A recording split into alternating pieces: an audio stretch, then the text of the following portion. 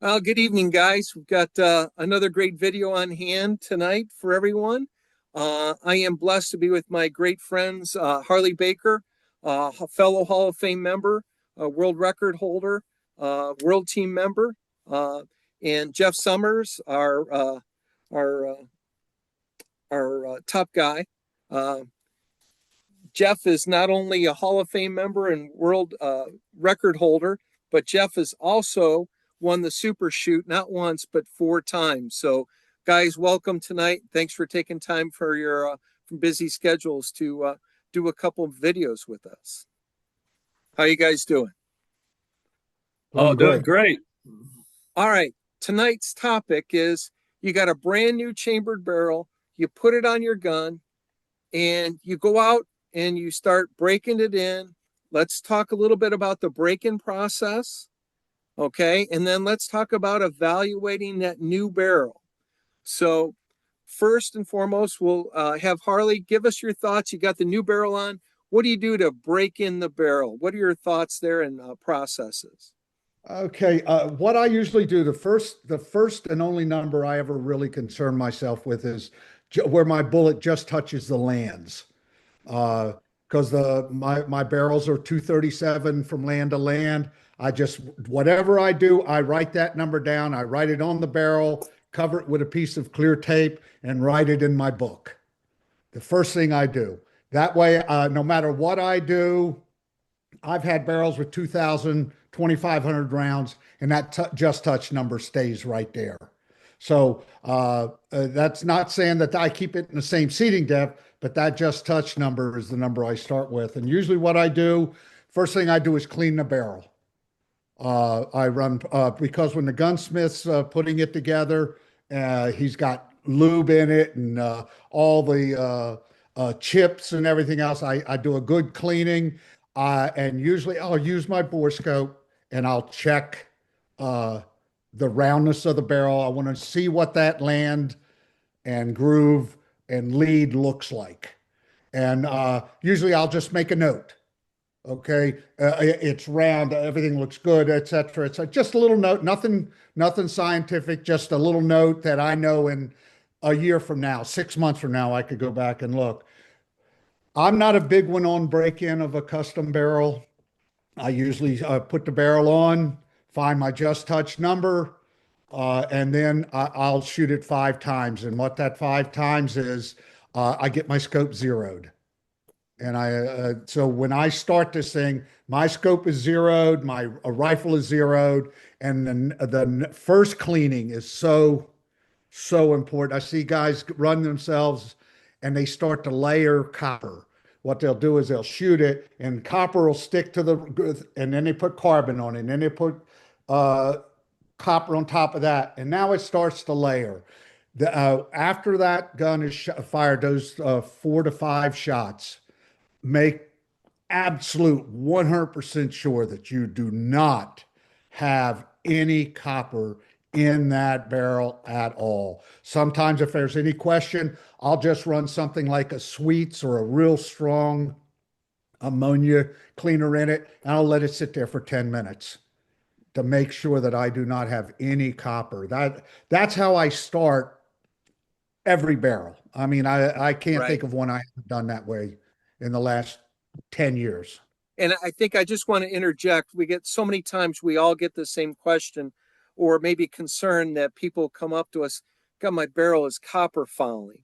And I'll say, well, how do you know that it's copper fouling? Well, after I brush with a bronze brush with, A1 cleaner, whatever cleaner that you might be, or whatever cleaner that you are using, that my patch coming after I've bronze brushed, my patch is blue. Well, a Yes. lot of people are thinking that that is from the copper fouling in the barrel. And actually, it is your chemical, the reaction to your chemical cleaner on that bronze brush that's giving you a false read of copper in the barrel. What people Correct. need to do if they have concerns about copper is that when you come off the line or from practicing, run 3 or 4 patches of your favorite, bore cleaner. And usually on that third patch, it will show you if you've got copper in that muzzle. A lot of times that's where a lot of the barrels will get copper, either up at the muzzle or maybe ahead of in the throat, especially if the barrel's older, has some fire cracking. But looking for copper on a patch after you've bronze brushed it, you're always going to get a false positive of having Absolutely. copper. Right. Right. Yes. Yes. Right. But Jeff. that's how I start a barrel. Okay. All right. Jeff, you want to go how you get them started? Yeah. I'm basically the same thing, Harley. I like to, you got a new barrel. Most of the time I use my reamer and stuff. I know where the just touch is, but you need to, if you don't do that, you need to find your just touch. But I like to clean the barrel first. You need to go through a real good cleaning process, clean it. And then after got it clean, of course, you get a new barrel, it's got, like Harley was saying, you got some very fine machining, dust or uh, not chips, hopefully, but, just, maybe some, real fine machining, I guess residue or whatever in there. You need to really clean it, get that out. Then I like to find the just touch, but if you don't know where that's at, and then I'll load up, several rounds, and I'll shoot the thing. I used to go through a pretty elaborate kind of a break-in process, but I don't know, with the barrels that we get today, we're pretty blessed. We're getting good barrels, in this day of age. So I will shoot one round, and then I will clean the gun. Mm-hmm. And then I'll go through this process probably most of the time. And you can kind of tell, by cleaning it, the first time. Sometimes one barrel might act a little different than another. But most of the time, after about five rounds, you can kind of see them settling down a little bit. And maybe like, Jack was saying, maybe they have just a little copper in there. Then it starts cleaning up. You can feel it. It just starts cleaning up easier. Mm-hmm. And then after that, I'll shoot after about the 5 rounds or so. Some barrels, every now and then you'll get one that it wants to go about 10, 12, maybe 15 before it starts really cleaning up smooth and all that. And that's what I kind of look for. And then I do that usually before I, go to, try to shoot groups. And then sometimes I'll shoot maybe like a 3-shot group or something, then clean after that. I like to kind of give it a fighting chance, Right. So. Well, good. Jack? Just talking about like boroscopes, love my boroscope, and I've used a Hawkeye boroscope. I also have a Teslong, and I think that it is the acid test. If you want to really see the quality of your barrel and your cleaning method, how good it is. After I'll put a new barrel on, I'm a little bit more cautious. I'm going to shoot 1 shot and I'll clean it good. And then I'll shoot 3 shots, and I'm going to pay attention to the patches and also to the feel, particularly that last patch that I'm cleaning with before I'm going to go shoot, just to see if there's any kind of chatter to that last patch going through the barrel. That to me is very revealing of if you've got any carbon or powder fouling remaining in that barrel. And again, I'll use the boroscope a lot of times during that break-in period, if you will, which I think is overused. I think today's, barrels are very well made, and any kind of burrs that you have from chambering, most of the great gunsmiths today do a very good job of making sure that lead ahead of that chamber is very smooth. So to your point, Jeff and Harley, there's not a lot of break-in per se, where like a factory barrel is much more rough and you may have to do an extended 1-shot clean or 3-shot clean for a period of time until some of that tool marks or burrs in the lead get ironed out. But I like to use a boroscope just to make sure, to your point, Harley, that I am not building up either carbon or powder, or worse, the copper fouling. And so many times, all of our friends may get home from a match, depending upon their cleaning process, there, take out the proverbial boroscope after they've had a weekend or a day of shooting at the range and their gun did not perform well, and they'll find that the barrel has got copper in it, which is a killer to accuracy. But I want to Absolutely. make sure that I'm getting the barrel clean, and then I can start shooting maybe 5 or 10 shots. Normally, I don't want to shoot more than 12 or 15 shots, depending upon the loads. If I'm shooting hotter loads, then I've really got to be cognizant of how many rounds I'm putting through that barrel, because you will see, independent upon your barrel quality, a degradation of accuracy performance when that barrel starts to get a little powder or copper fouling. And a lot of times in that hot weather, which we've come through the summer now, getting into the cold weather, but when it's hot and low humidity, a lot of times that is just ripe conditions for putting some copper in the muzzle of that barrel. So I do Absolutely. like the use, and we all use the boroscope, all three of us and stuff. So, and I encourage people, the test longs are great value. They have several models that are very inexpensive that at least give you a window of really what's going on inside your barrel. Um, I know that we all look at Just Touch, and we want to maybe take a minute to explain our methodology and our practice of how you identify where that bullet is just touching the lands.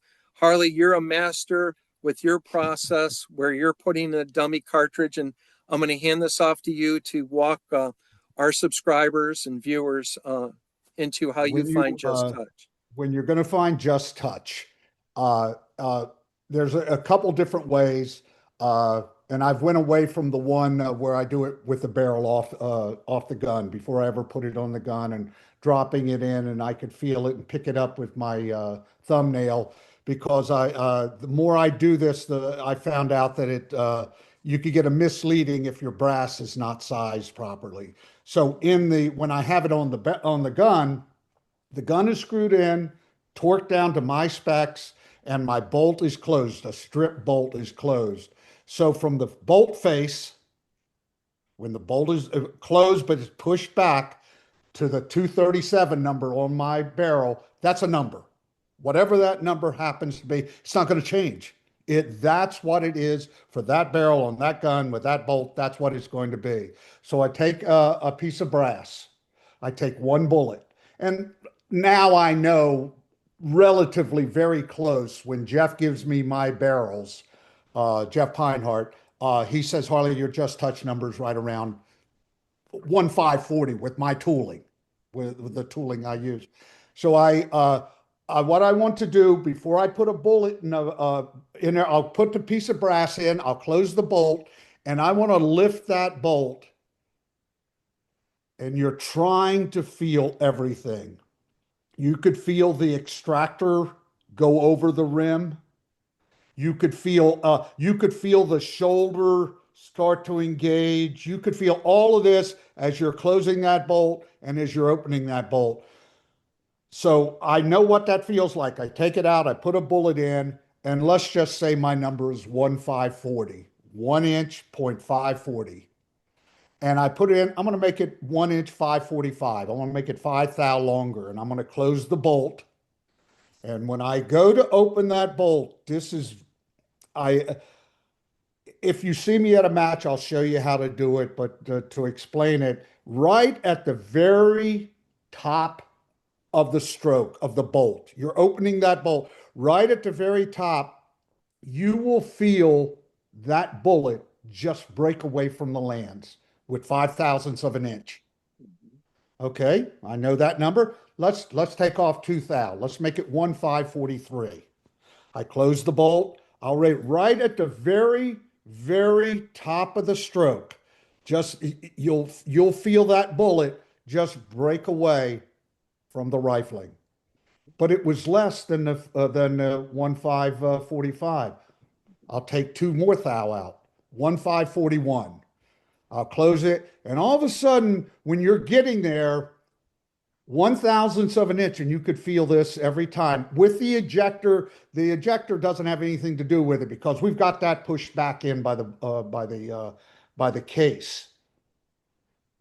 If you could feel that 1 thousandths of an inch right at the very top, all of a sudden, And what I usually do, I will go one more thou. When I could just barely feel it, I'll go one more thou, and all of a sudden, right at the top, it disappears. Mhm. Just Yep. it There's no disappears. click. It's just very smooth There's as you're no opening it. breakaway. There's no, it's like jam a bullet real hard. Put it out there like you're really, like it's going to jam up into the lands really hard. And when you break that thing free, it's like snap. With this is the snap, but it's a lot less pronounced, and Resistance. you got to feel it. And then I write that number down. Mhm. It's not important that that be the exact just touch, but for what I'm looking for, that Mhm. gives me a reference A point. And I starting write point. down 1540, Okay. 1541, 1538. Hmm. And that number will stay with all of my notes. The Hmm. only seating depth number that I worry about is that number. Now, Harley, if you were to change, you're working with maybe a couple different bullets that you have. Does that No, number fluctuate? no, it will, the cedar number will change. Right. Because let's say I'm shooting a 7, 10 and a half bullet, and I Different go over ogive. to a 7 ogive bullet. That certainly will change where the cedar. But the 237 from the bolt face Hmm. to the rifling 237, that didn't Absolute. change. Yeah, it's an absolute number. Okay. That's an absolute number, and that's the number I want to know. Now, you're going to hear the term as you get into this, and as we talk here in a few minutes about evaluating these barrels, it's called chasing the lands. Mhm.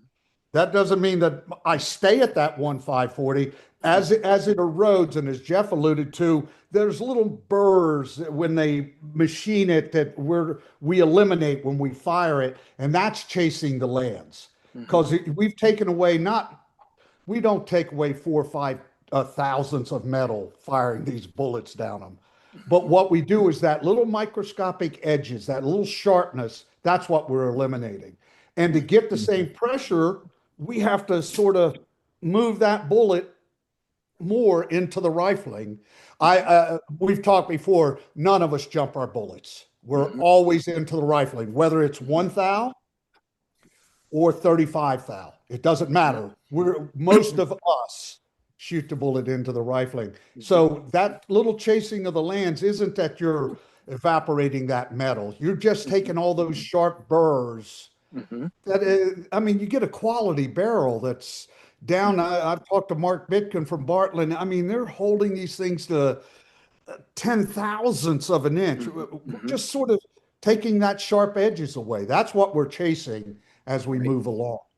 Okay. Well, great. That's where I find just touch right there. Gotcha.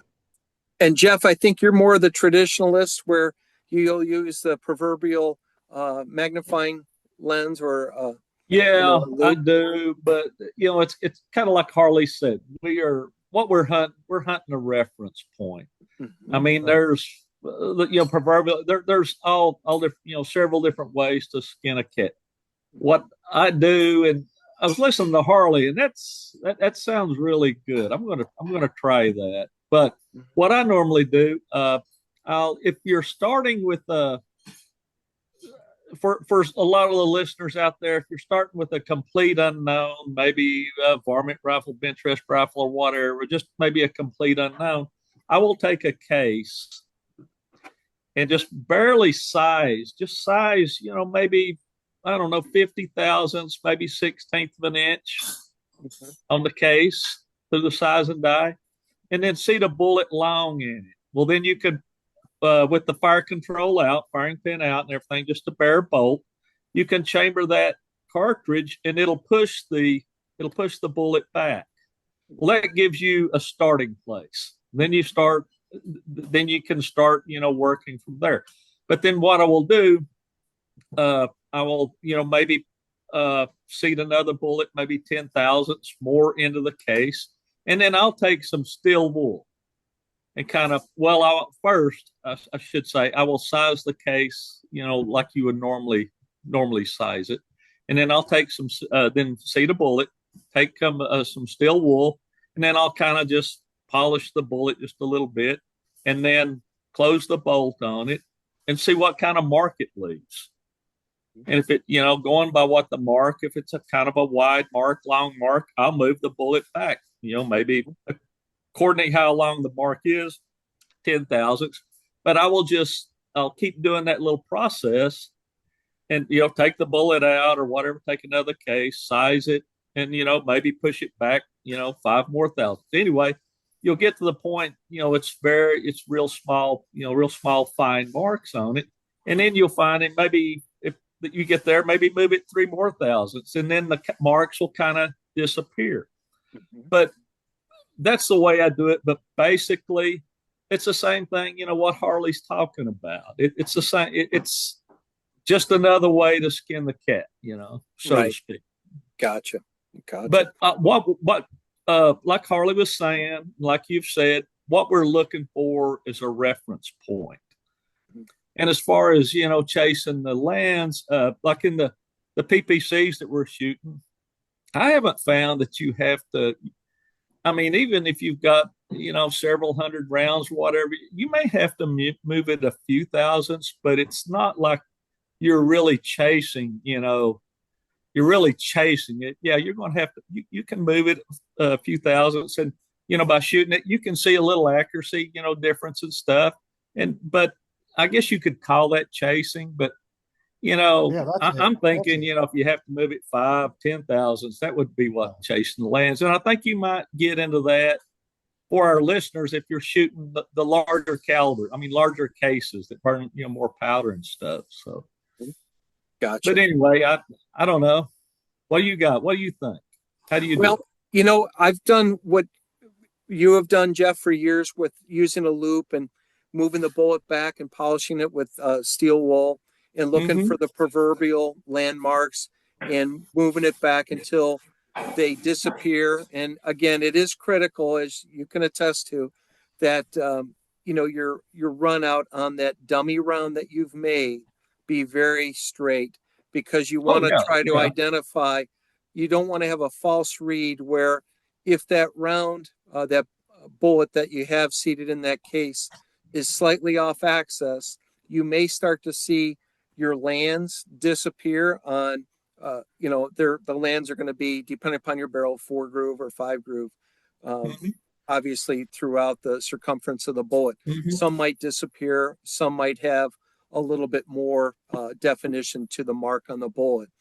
But Wayne Campbell was kind enough to share with me that a method that really works well, and I think Tony Boyer has done it, where you're taking a proverbial, your brand new barrel, and with it, after you've broke it in per se with whatever process, and you've fire formed your brass and shot the brass a couple times to where you've got a good shoulder on it, then you can take your dummy round case and insert it into your barrel chamber and slowly pull it out, and you'll feel the bullet stick in the lands. I'll move it back and shorten that dummy round up 2 thousandths at a time, and I'll be pulling it out of the barrel, and you'll keep going back 2 thousandths, 2 thousandths, 2 thousandths, 2 thousandths, and finally you'll find that that dummy round is just sitting there. There is no grab, nothing in that that dummy round where it's catching or dragging on the lands. To me, it's worked out well. It's a little bit more time consuming where you're fire forming the brass, then you're taking off the barrel, making sure it's clean, and using a dummy round. To me, that is kind of my acid test, because I can feel within that thousandths of where that dummy round is actually engaging that rifling. If I move that bullet shorter, just 1 thousandths back shorter, now that dummy round just is going to sit in that barrel with nothing grabbing, none of that contact of the bullet grabbing the land. So that's worked well for me. But again, that's a little bit more time consuming. If I've got more time or less time, I'll use maybe Harley's method, or as Harley will attest to, Harley, could you please find my just touch for me and use the skill set? Or Jeff, can you tack your loop and help me find these, Okay. you know.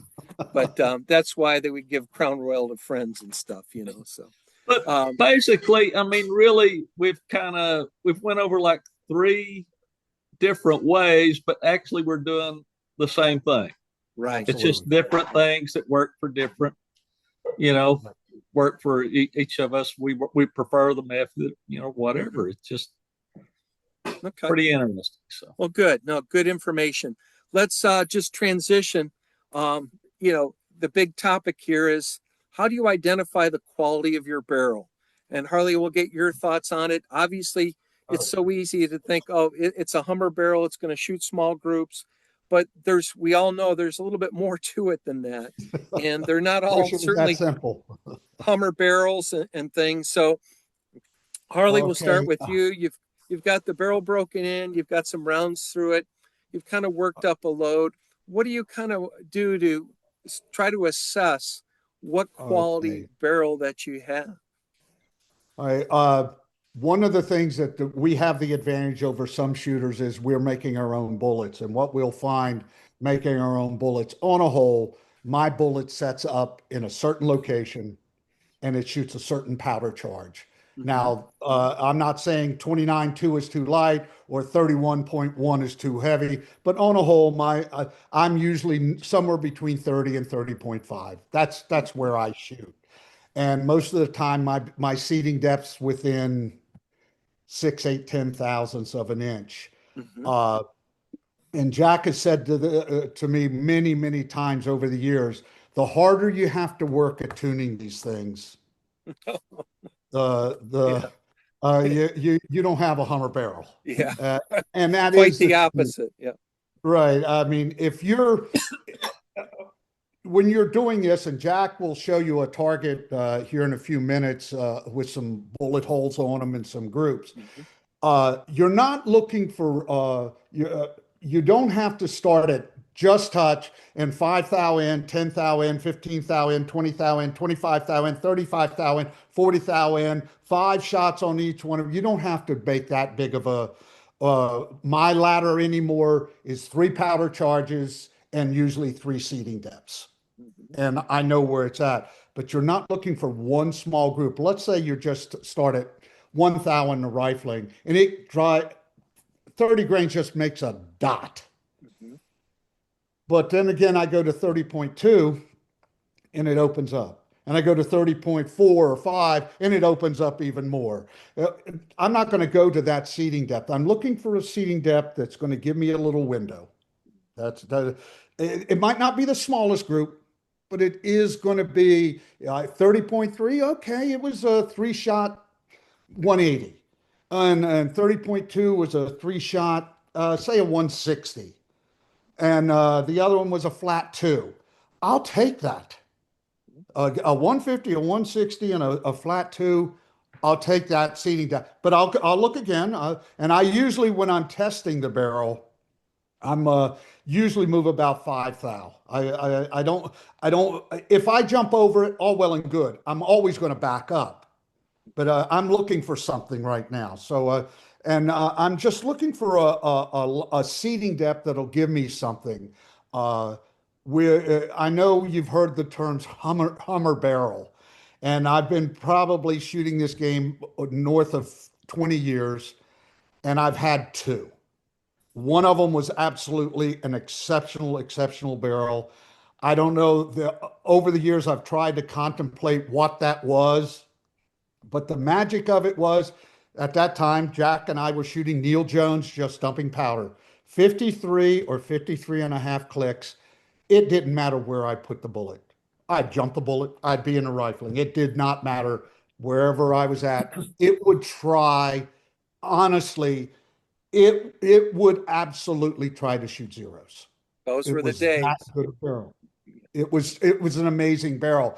But unfortunately, we don't get a lot of those. I've had, as I said, I've had two.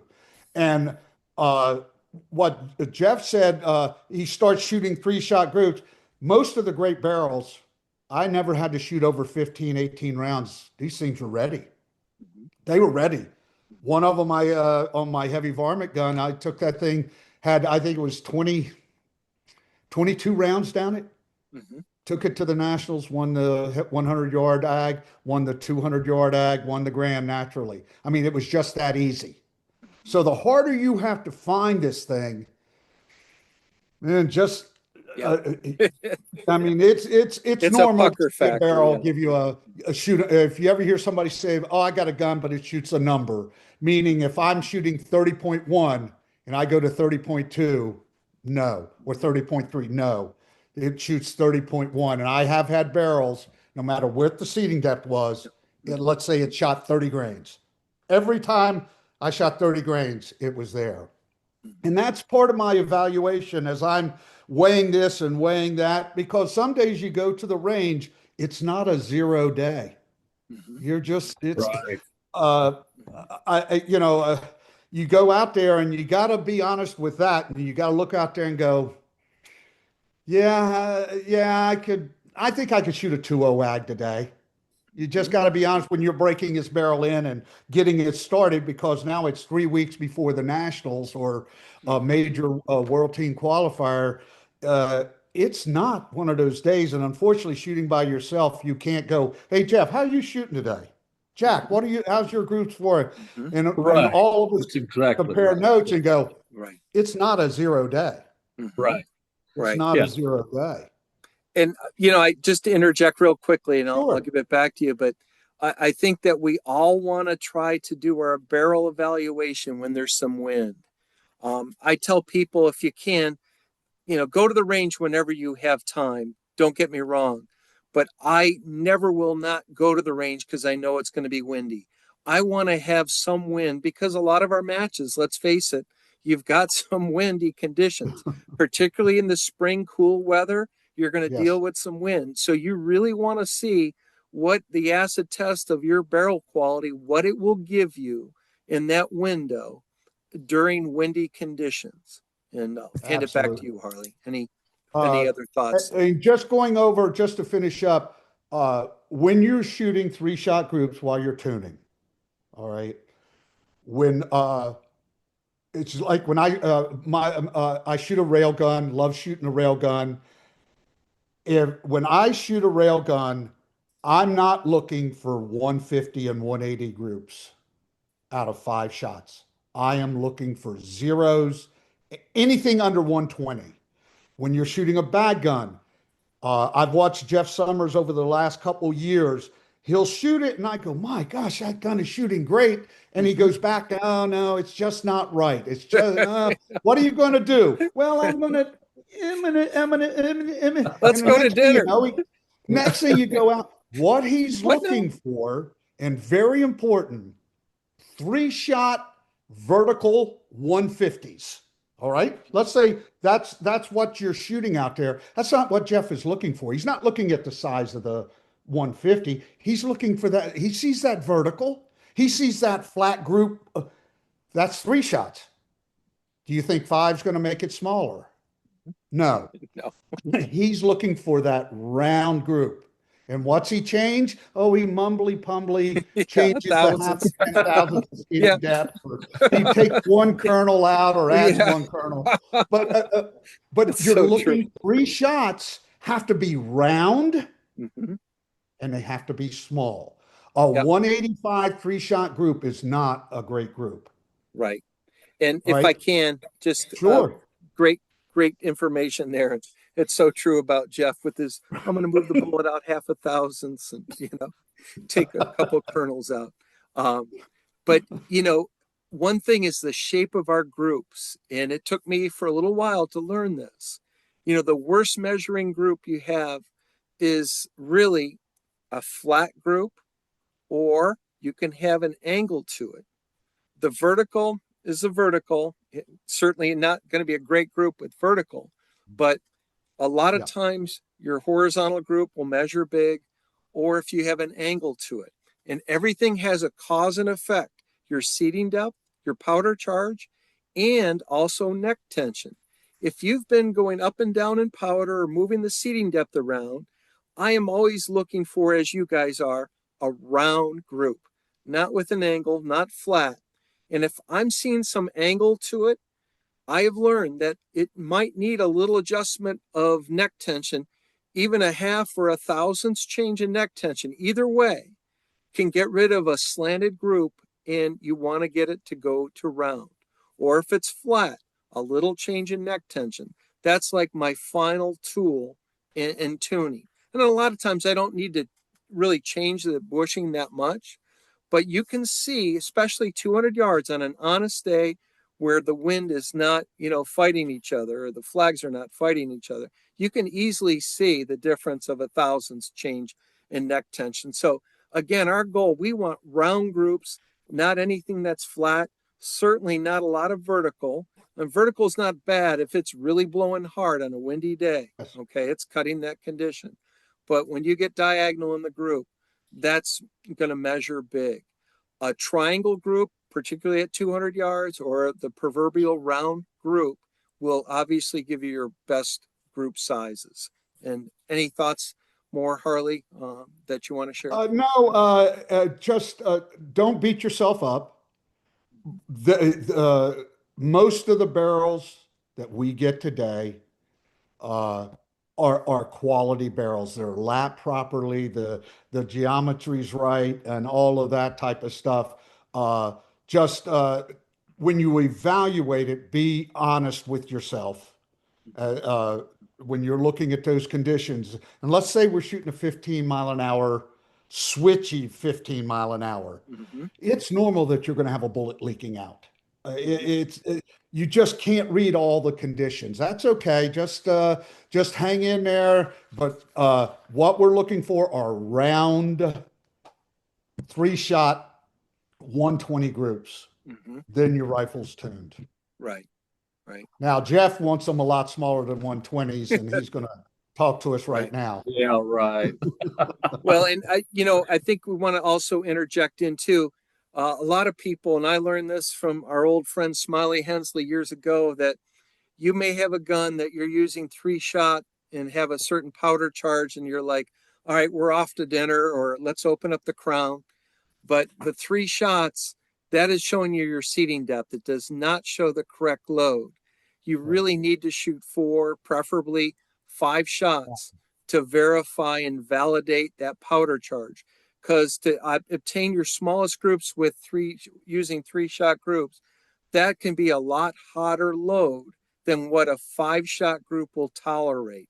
And a lot of times, if you're just looking at 3 shots and you're putting in 30.5 and it's burning a hole, and you're like, I've got the load, everything. And then when the match starts and you're shooting 5 shots, that one out of those 5, the 4th, 5th shot, it's going to not leak out, but it may jump out and stuff, which, we talked about that at the Nationals one year when you were tuning my gun for me. Something gave me the wrong load. We won't get into that anymore, but maybe a future video. But where we do want to recognize that a 3-shot group will really show your seating depth, and it really is not, verifying your total load. So, Jeff, do you have any comments that you want to share and how you're identifying or validating or judging a barrel quality? Yeah, I always it seems like I'm looking for consistency. Yeah, I mean, that's why. I mean, that's how you shoot an ag. That's what win matches. You got to have a barrel that will consistently shoot. It don't have to consistently shoot little bitty thing, but it's got to consistently shoot. Really, nice groups, not big groups and stuff. It's I don't know. Harley was going on it. I'd rather have a barrel that will consistently shoot ag in the 2s, or something low 2, like a 2.0 18, rather than have one that's like a 1-number barrel. And I've had several of those things. If you've got everything right, yeah, it'll shoot a 0. But the problem is the next match you come up with, well, you're chasing. You done shot up, a 250 or a 3. Well, you done ruined the ag. Mm-hmm. Right. So, it's just, I don't know. I always look for, one consistent. And I guess one of the biggest problems I've had, we do have a lot of, there's a lot of good barrels out there, these days. There's a pretty good, some manufacturers that making really good stuff these days. But every now and then, you'll get one that's, I don't know, you seem like it's just work and work. You've worked with it. You've moved the seating depth. You've moved the powder charge. You've done this. You've done that. And you're just having so much trouble. And then if you go back and you've got another gun that got a good barrel on it shoots really well, and then you go back and shoot it, put the other gun away, go back and shoot the gun that really, and then you, like the first two groups, it's like the light comes on. It's like, why in the world am I missing? And I've struggled with that. Maybe that's a whole other topic we need to do. When do you give up on a barrel? When do you give up on it? I mean, let's face it, there's some out there, and they're not all perfect, but, although, they got a good percentage of good ones now. But I look for one, that's real consistent. And like Jack said, you've got to have something that shoots in the wind really good, and I don't know. It's Yep. Seems like it's a never ending struggle trying to find something like that. Right. Oh, yeah. Also want to share with our viewers and subscribers, if you've got some bullets that you've won with and they're known good bullets, hold some back. Yes. And when you are struggling with a given barrel with your bullets or, whatever bullets you might be buying, always have that resource of known good bullets, even if they're not yours that you didn't make or whatever. But you could then go and test to see if maybe the problem has been your bullets that you're using, this lot or whatever, to really drill down just to see, okay, maybe fortunately it's the bullet. It's a lot easier to change bullets than to replace that barrel. So really important to hold back some known good shooting bullets for your testing. So will you guys also like rate your barrels like A plus, A minus, B plus, C, D? I do not. No, Okay. I do not. No. Jeff, I take good notes. I don't either. I usually, if I find a really good, I ride it till it's gone. So okay. Yeah, and then the search is on again. So right. And I think we all want to share. It's so important to use a logbook. PMA Tools has a old Sinclair design logbook. I think I've got one here.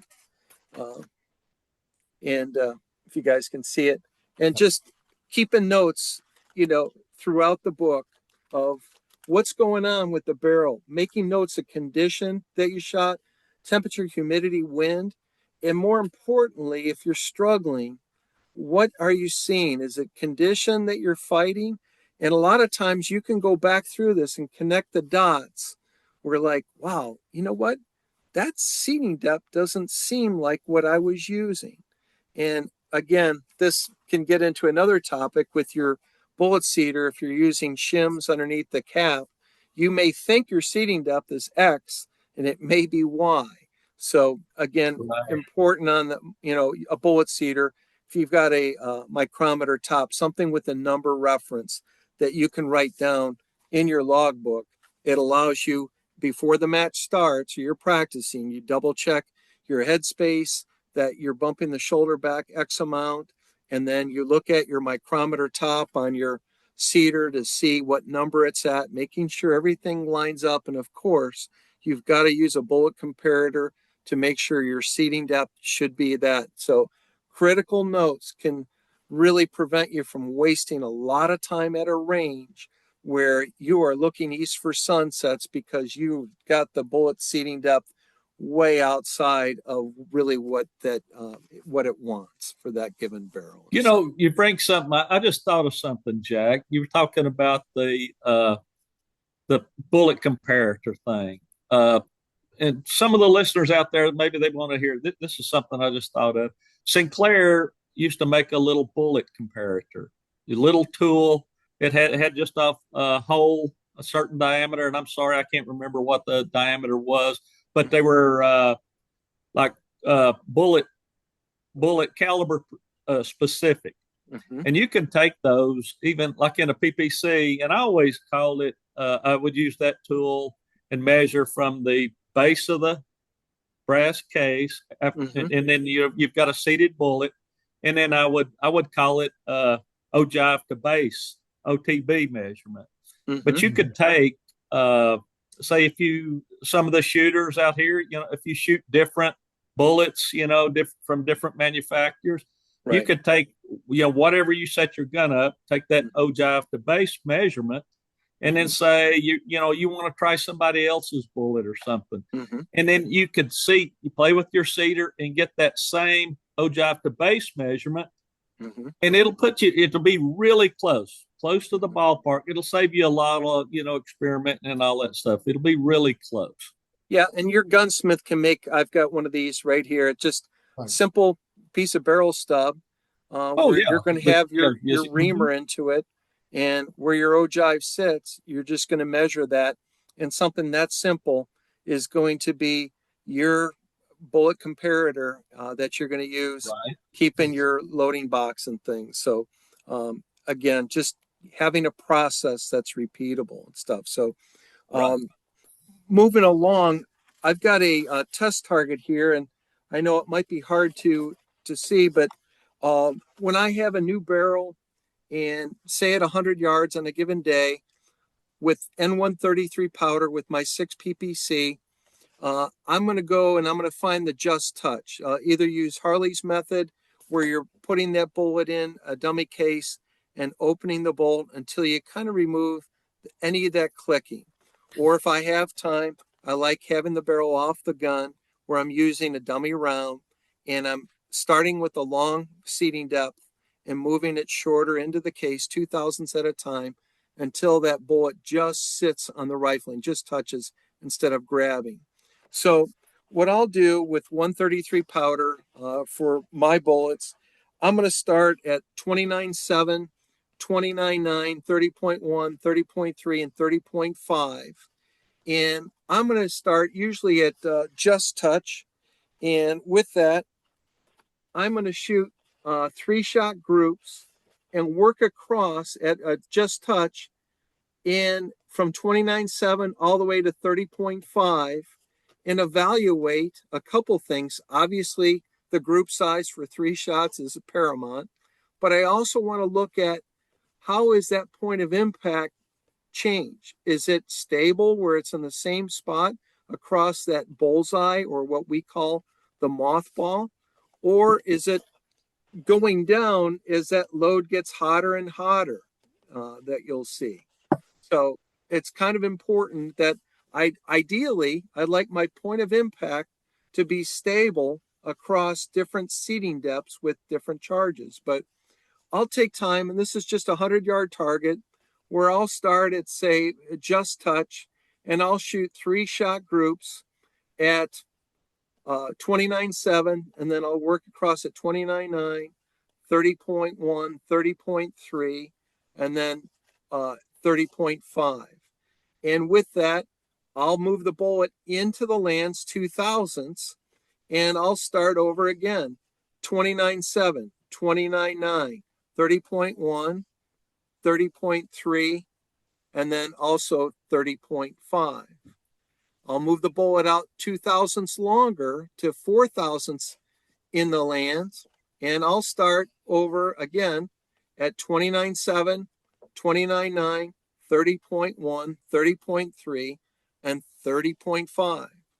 And then I'll make it even 2 thousandths longer, 6 thousandths, in the lands. So I'm going to do a little bit more exhausting work here of looking at the seating depths. Now, I will also try, depending upon the bullet, having the bullet behind that just touch to where now I will be jumping that bullet, proverbially jumping that bullet, to whereby I'm going to see 29.7, okay, 29.9, 30.1, 30.3, and then 30.5. Now, when you get done with this, you can start looking at, okay, I've got my different powder charges from left to right. And then I also have the different seeding depths where I can compare all these different powder charges to look at 29.7. I can go down that left-hand side target and evaluate the 29.7. Then I can go and look at the 29.9, that next vertical column, and compare. And then I come into 30.1, and I'm going to go all the way up and down and evaluate 30.1. And then I'm going to also go to 30.3 and repeat. Once I'm done, this is kind of a cool thing. It will jump out at you. And if you look at this practice target, 30.1 across these different seeding depths has yielded the most consistent small groups. So it really gives me an indication, a true indication of what powder charge for that respective boat tail or flat base bullet, what works best. And we can see that 30.1 generated consistently my best groups. Okay. And then seeding depth, I can look left or right and look at where my best point of impact is, to where you're not seeing that shift of that point of impact going down. And you can see that down here in these other seeding depths like just touch, or maybe where I'm jumping the bullet. Now you see that you're seeing that point of impact greatly shift as I'm going into hotter loads. So having something like this, marking at the date, certainly the barrel, what bullet, how many rounds are on the barrel. And if my rifle is not performing anymore, don't be afraid. I mean, I'm agnostic. If I get to a given range and I'm going back to a given seeding depth that may have worked at the last match, don't be afraid to move the bullet out 2 thousandths or 3 thousandths. A lot of times, and we don't always understand why, but this given range, that seeding depth might want 2 or 3 thousandths back from where you were at a match before, where you won a 2-gun or an ag or a grand. So, be agnostic and be open to making changes if you need them. It doesn't make any sense to shoot a whole day of a match and be struggling. Make changes, get the gun back in tune, do what you have to do. Take up a couple different loads of powder charge and or maybe a different seeding depth to see if you can get that gun to start dotting again at whatever range you're shooting. And Now, on your guys, target, Jack, on your target, bring it back up. If everybody will notice that our far right-hand side, the 30.5, see how every one of those groups looks like it spit a shot. Yep. You notice that? Yeah. And you'll see that. You wouldn't remember that if you did not have this piece of paper in front of you. Right. That 30.5 on that day or that range or when he was doing, you obviously could see that that barrel did not want 30.5. And now that was probably shot from, let's say, 9:30, 10 o'clock in the morning to probably about 2 in the afternoon. It did not want 30.5. It spit a shot on almost every single seating depth. And even the 30.3, it looks good, but there's still a bullet trying to get out. Right. So you have to step back and, again, don't get hung up in the powder charge per se. Look at the group. Right. What your job is to find the powder charge that works, whether it's 30.9 or if it's 29 grains, whatever it is for that given bullet design, that barrel, your reamer, and the conditions on that range. A little bit of wind, you may not need you won't need as much powder versus a windy day. So, but this will show you very clearly for that given bullet design, 30.1 across all these different seeding depths yielded, the best groups. So again, it tells the story if you take time to study it. Jeff, Harley, any closing remarks that you want to share or anything you want to add? One magic thing. I had one absolutely great barrel, and I was very fortunate when Wayne Campbell made it for me because I thought I had the barrel code. I had the next number in the barrel code sequence, that serial number. I had the next number and I thought, I got two of those barrels now. Mhm. I had that absolutely. Well, I know where this is those going. number codes don't Yeah. last. I was talking to Jack Sutton. He said, no, that's the barrel code for a 21-foot length of steel. And we cut, he said that barrel could have come from the other end of the run or something. So Yeah. just because you have the same serial number or one number off, Same lot number of no, steel. it's a different barrel.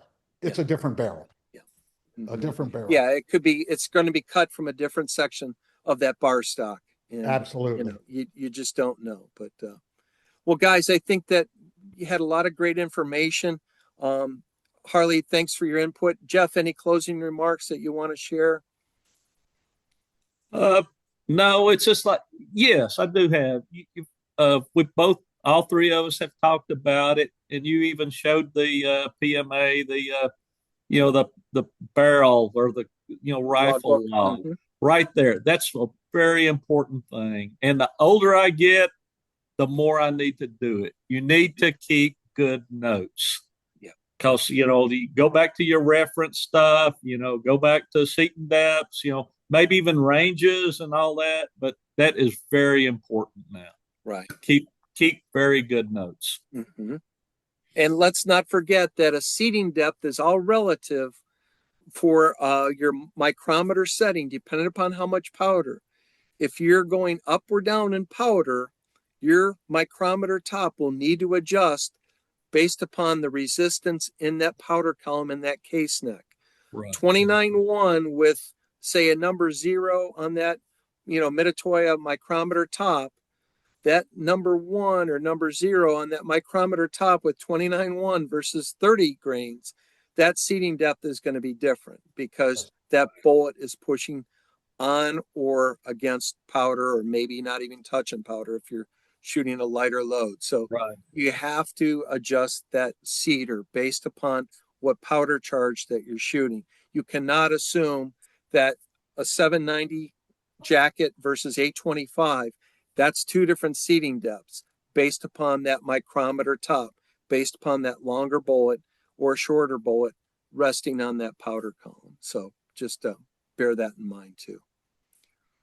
Well, guys, I think that this has been a great segment. I appreciate your time. And as always, guys and gals, please subscribe, like us, leave comments. We try to respond back to your comments and let us know what other topics that you'd like us to cover. Yeah, send us some questions. Like Jack said, let us know what topics you'd like to cover, But okay. Well, great. Guys, appreciate your time. And we're going to go on to our next video here shortly. Thanks. Okay. Thank you.